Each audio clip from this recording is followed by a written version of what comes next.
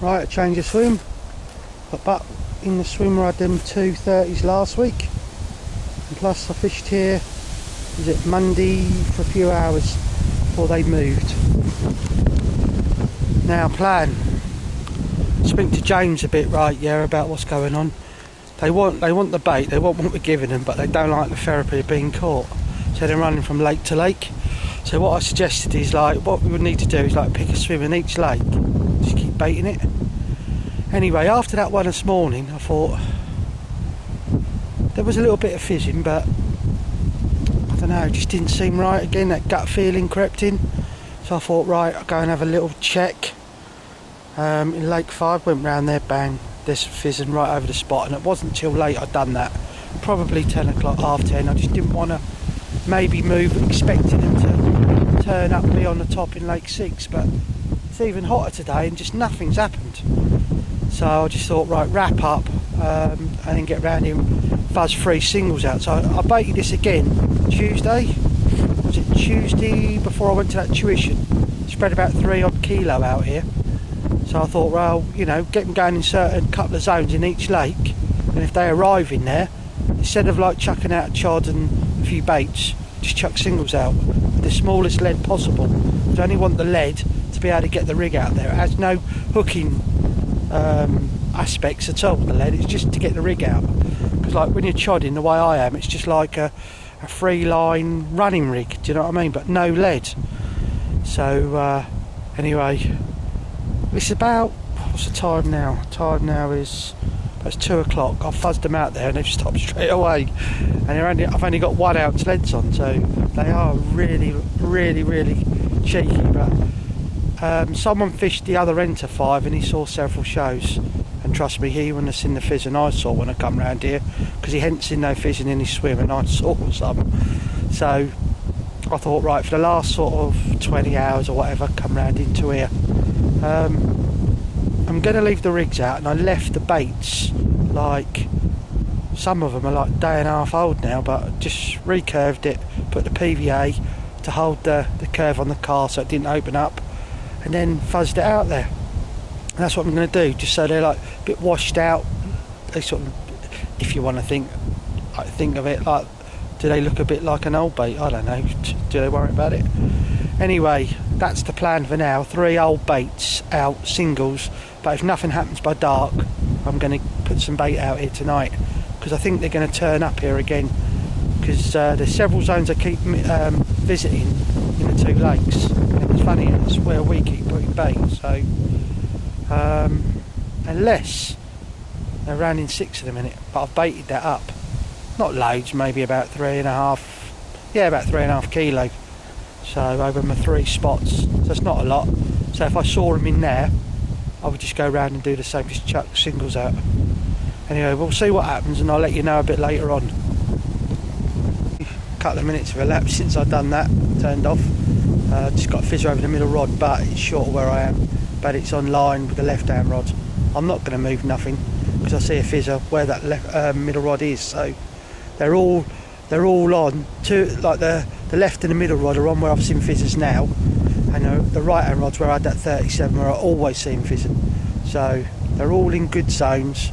I fished them all before, caught fish there anyway, roughly in the same sort of areas. So we'll see what happens anyway. Looking good. Still in the stench. What a carpy morning. Loads of rain last night, and so I sat there to talk to Steve last night. Blooming fish were jumping like mad, just mental, no liners, nothing. There's the odd fizzer out there this morning, but they carried on fizzing on and off all day, just like the odd patch here and there. So they were definitely about, but they must have just been digging deep in the silt. And well, right on dark, I'll give it a load of bait. So that was good. So I've probably had another munch. I've got a few hours left, and then I'm going to leg it, but I'm going to stick in about 4 kilo. I probably spread about 1 kilo out last night. I'm a bit knackered this morning, sitting up listening to them going over. I really thought like I was going to get a bite.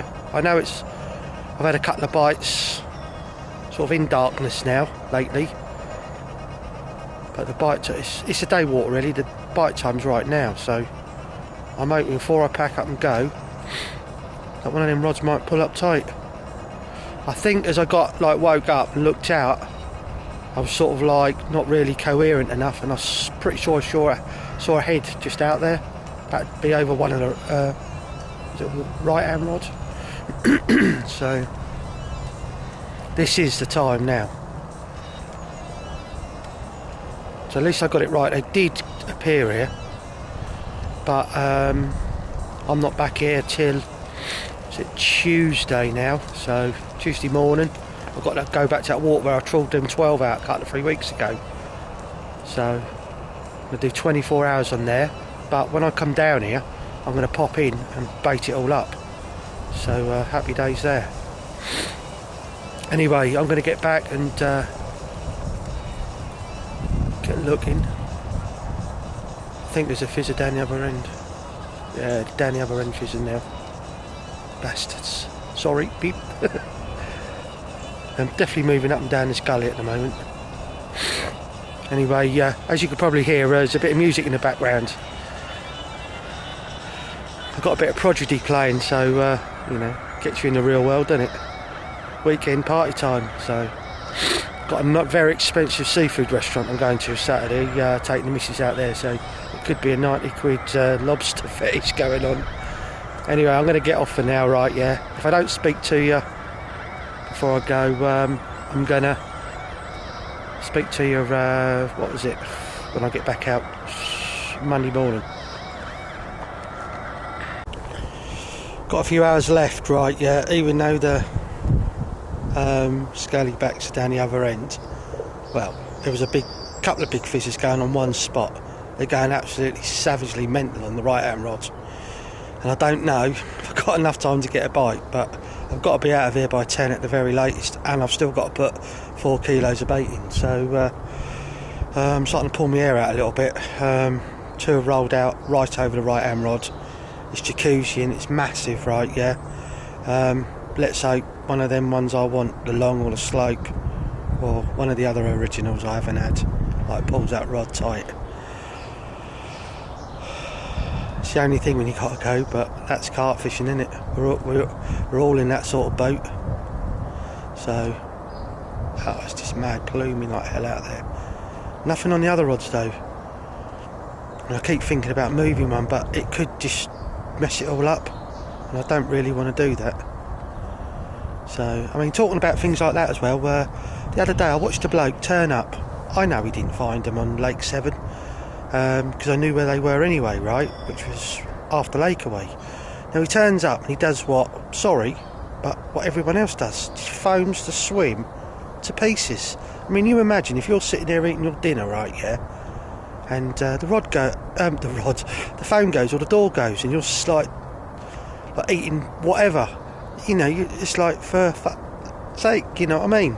So you imagine, it ain't quite the same, but you start foaming it up with a lead, like, they just ain't going to be there, let alone like these sort of fish, you know, proper old ones that know the score. That, if you're on the fish or not, you've just messed it up, and you're sitting there waiting like 99% of the time, right, yeah, for him to come back. So it's camping again. It's just, it makes me just makes me laugh. But in a way, oh well, it's good for me, isn't it? You know, it moves the fish around, everyone's oxygenating, as I call it. They just can't cast, right, yeah, without, they can't fish without casting everywhere.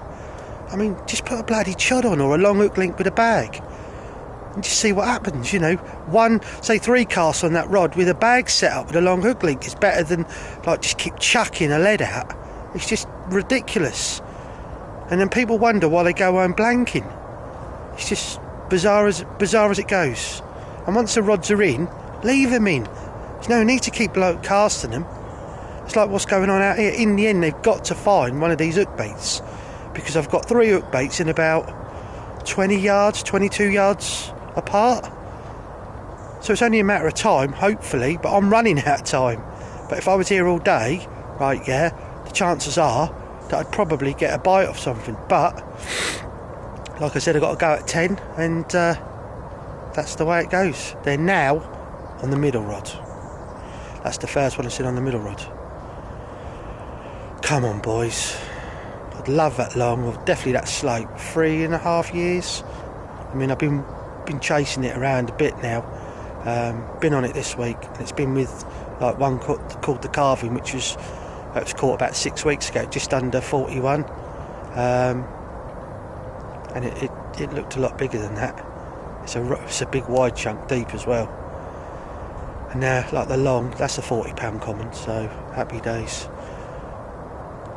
It's just running out of time with the weather, but the bait, they're eating the bait, 300 kilos plus now, so it's they're on it. It's just a matter of time if I can trick them. And these fish know what the score is. But like I said, it's only a matter of time. No one else has caught a carp in the last 5-6 weeks out of here. I think one stock here about 5 or 6 weeks ago. It's just what I've caught. So that tells me one thing, that everything's perfect. Bait, location, rigs.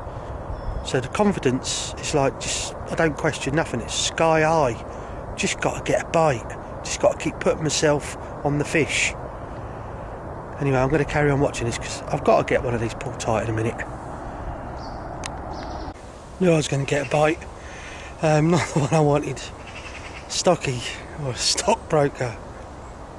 I don't know, it's a mid-double, so it's a zip line here. It's a lovely one for the future, but not what I want to be catching at the moment. But there you go. I got the bite, but it was the wrong one. Anyway, I'll show you in a minute what it is.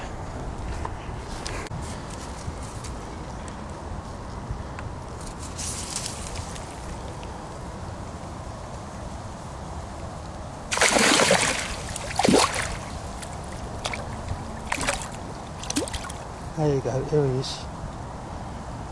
And one of Andy's babies. See the zip lining down the sides? There you go. Right, I'm going to quickly weigh him through his records and then get him back. As what normally happens, as soon as you nail one, they're off.